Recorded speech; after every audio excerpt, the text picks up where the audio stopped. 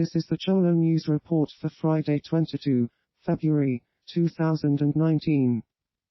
The United States allies France and the United Kingdom say they won't keep their troops in Syria after the United States pulls out. For its part, the SDF has appealed for Western nations to keep a force of up to 1,500 in northeast Syria to coordinate air support and back its efforts to hold militants and other adversaries at bay.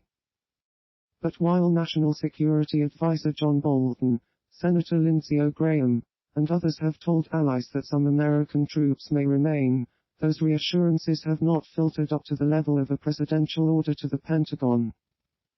They have been conducting joint military patrols in the Syrian town of Manbij, which was retaken from the Islamic State in 2016, and the Americans have agreed to remove 10 SDF fighters from the area in response to Turkish concerns about those individuals.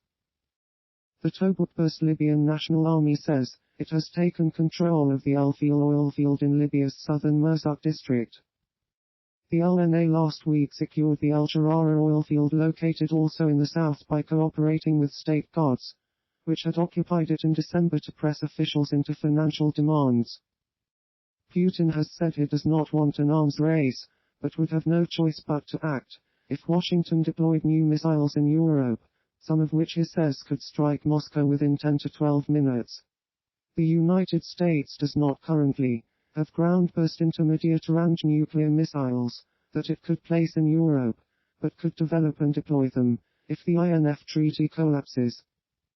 Vietnam tightens security at its rail station on the Chinese border, ahead of North Korean leader Kim Jong-un's visit to Hanoi for his summit with U.S. President Donald Trump. Venezuelan President Nicolas Maduro orders the closing of his country's border with Brazil. International humanitarian aid is currently scheduled to enter Venezuela on February 23, under foreign military protection. Scuffles broke out and tear gas was fired when the convoy of buses and cars was briefly stopped by security forces on a road near Mariara, west of Caracas, but they later moved on. You have killed hundreds of young people in the streets for trying to claim the rights you stole, this without even counting the dead for lack of medicines and security, he said. Flanked by Defense Minister Vladimir Pedrino Lopez and other top military commanders, Mr. Maduro announced that the border with Brazil would be closed completely and absolutely from 20 until further notice. American actor Jussie Smollett is arrested for filing a false police report about an alleged hate crime.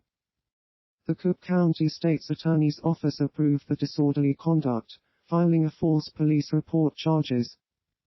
Smollett, who is openly gay and black, reported that on January 29, he was attacked by two masked men as he was walking home from a Subway restaurant. Investigators combed through surveillance video from the area where Smollett claimed he was attacked, but officials were unsuccessful in locating footage of the beating.